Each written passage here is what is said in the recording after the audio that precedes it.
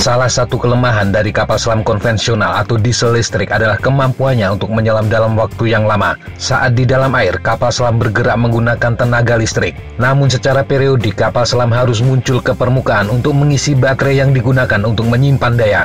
Pengisian menggunakan mesin diesel hanya bisa dilakukan di permukaan air. Hal ini menjadikan kapal selam nuklir memiliki keunggulan besar dibandingkan dengan kapal selam diesel listrik.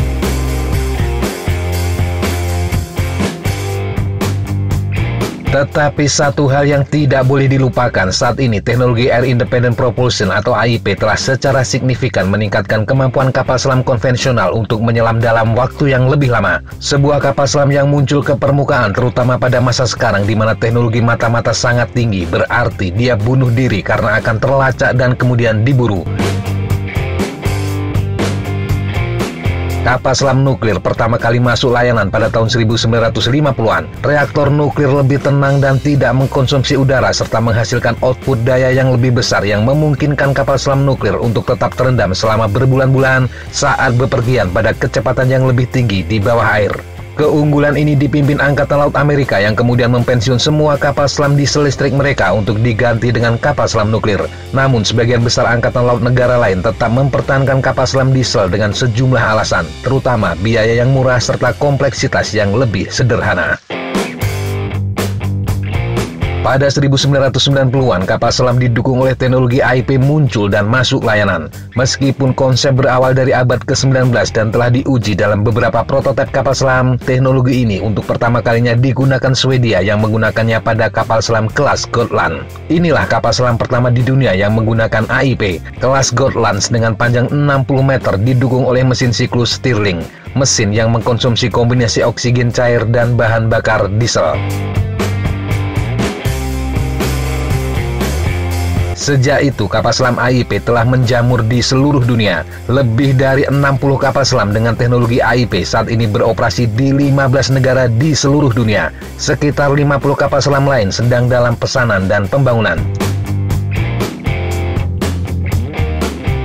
Cina telah mengoperasikan 15 kapal selam dengan mesin Stirling yang dikenal sebagai kapal selam kelas Juan atau tipe 039A. Cina juga berencana untuk membangun 20 kapal selam lagi serta satu kapal selam yang lebih besar tipe 032 yang dapat menembakkan rudal balistik.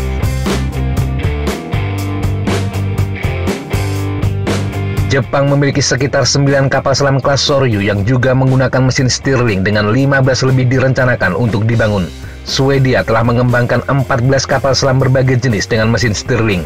Jerman juga telah membangun puluhan kapal selam bertenaga AIP, terutama kapal selam kecil tipe 212 dan 214, dan telah mengekspor mereka ke seluruh dunia. Negara-negara lain yang berniat untuk membangun kapal selam bertenaga bahan bakar sel, terutama Spanyol dengan S-80, India dengan kelas Calvary, dan Rusia dengan kelas Lada. Prancis telah merancang beberapa kapal selam menggunakan mesin siklus turbin uap yang disebut sebagai MESMA. 3 upgrade kapal selam kelas Agusta 90B dengan mesin MESMA digunakan Angkatan Laut Pakistan. Pertanyaannya, dengan teknologi AIP yang mampu merapatkan jeda kemampuan, apakah kemudian mereka akan mampu melawan kapal selam nuklir? Secara teknis, di luar kemampuan kru, kita akan membandingkan beberapa kemampuan keduanya. Kita lihat dari sisi stealth. Kapal selam bertenaga nuklir telah menjadi sangat tenang, setidaknya lebih tenang dibandingkan dengan kapal selam diesel dengan mesin yang terus menyala. Namun ada alasan untuk percaya bahwa kapal selam AIP dapat melakukan ini jika dirancang dengan baik. Kapal selam ini bisa berenang di bawah air bahkan lebih tenang. Hidrolik dalam reaktor nuklir menghasilkan kebisingan karena mereka memompa cairan pendingin, sedangkan sebuah kapal selam mesin AIP hampir diam. Kapal selam bertenaga diesel juga bisa mendekati tingkat ketenangan serta berjalan dengan daya baterai, tetapi hanya bisa melakukan selama beberapa jam. Sedangkan kapal selam AIP dapat menyimpannya untuk beberapa hari. Kapal selam diesel dan AIP memiliki kesempatan lebih besar untuk menyelinap melalui pertahanan anti kapal selam dan menenggelamkan kapal induk, meski tentu saja hal ini juga bisa dilakukan oleh kapal selam nuklir. Dari sisi daya tahan, kapal selam nuklir dapat beroperasi di bawah air selama 3 atau 4 bulan pada satu waktu dan melintasi samudera yang luas dengan mudah. Meskipun beberapa kapal selam konvensional dapat berlayar jauh, tidak satu pun yang memiliki daya tahan bawah laut yang sebanding dengan kapal selam nuklir. Namun kapal selam AIP telah mempersempit kesenjangan. Jika kapal selam diesel tua perlu ke permukaan untuk mengisi baterai dalam hitungan jam atau beberapa hari untuk mengisi ulang baterai, kapal selam bertenaga AIP hanya perlu ke permukaan setiap 2-4 minggu tergantung pada mesinnya. Kapal selam nuklir masih memiliki keunggulan yang jelas dalam daya tahan dibandingkan dengan kapal selam AIP, terutama pada patroli jarak jauh. Namun untuk negara-negara seperti Jepang, Jerman, Cina, atau Indonesia yang sebagian besar beroperasi dekat dengan pantai rumah atau negara sahabat, daya tahan ekstrim bukan prioritas utama. Lalu kita lihat dari sisi kecepatan. Kecepatan tetap merupakan kekuatan penting dari kapal selam. Kapal selam serang nuklir Amerika mungkin dapat mempertahankan kecepatan lebih dari 54 km per jam saat terendam. Sebagai perbandingan, kecepatan maksimum tipe 214 Jerman saat terendam sekitar 37 km per jam. Jelas, kecepatan maksimum tinggi memberikan keuntungan dalam mobilitas strategis dan kelincahan taktis. Namun harus diingat, kapal selam bahkan nuklir jarang beroperasi pada kecepatan maksimum karena suara yang dihasilkan akan lebih berisik. Di sisi lain, sebuah kapal selam AIP kemungkinan bergerak terutama pada kecepatan lambat ketika berlayar berkelanjutan menggunakan AIP dibandingkan dengan kapal selam diesel atau nuklir. Sebagai contoh, sebuah kapal selam kelas Gotland hanya bergerak kurang dari 10 km per jam jika ingin tetap terendam dengan daya tahan yang maksimal untuk perjalanan jarak jauh. Teknologi AIP saat ini belum bisa menghasilkan daya yang cukup untuk kecepatan yang lebih tinggi, sehingga kapal selam AIP juga menggunakan mesin diesel yang berisik sebagai cadangan. Lantas bagaimana dari sisi biaya? Kapal selam nuklir kelas Virginia Amerika membutuhkan biaya pembangunan sekitar 2,6 miliar dolar Amerika atau sekitar 37 triliun rupiah. Sedangkan kapal selam sebelumnya yakni kelas Los Angeles sekitar 28 triliun rupiah. Sementara pengisian bahan bakar nuklir di pertengahan hidup membutuhkan biaya jutaan dolar lagi. Sebagai perbandingan, kapal selam bertenaga AIP umumnya seharga antara 200 juta hingga 600 juta dolar Amerika atau sekitar 2,8 triliun hingga 8,5 triliun rupiah. Ini berarti sebuah negara dengan mudah bisa membeli 3 atau 4 kapal selam AIP dengan harga 1 kapal selam serangan nuklir.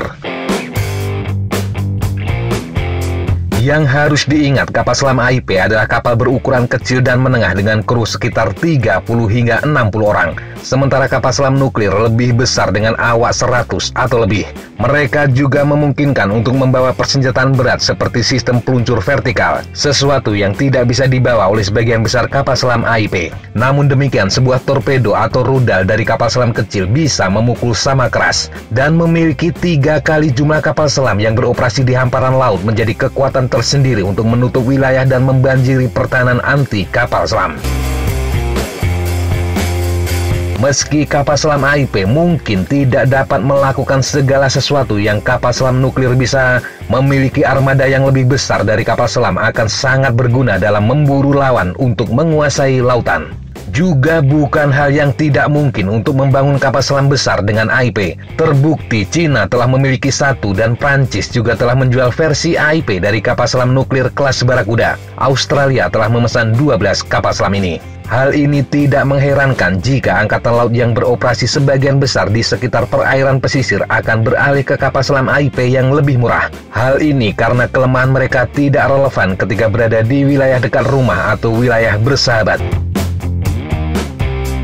Masalah jangkauan sepenuhnya menjadi persoalan Angkatan Laut Amerika yang beroperasi di seluruh Atlantik, Pasifik, dan Hindia. Hal ini menjelaskan mengapa Angkatan Laut Amerika tidak menunjukkan minat untuk kembali membangun kapal selam non-nuklir. Demikian sahabat Jejak Tapa, informasi yang bisa kita sampaikan untuk kesempatan kali ini. Sampai jumpa di kesempatan yang berbeda. Tetap kunjungi kami di www.jejaktapa.com dan www.flightjournal.com.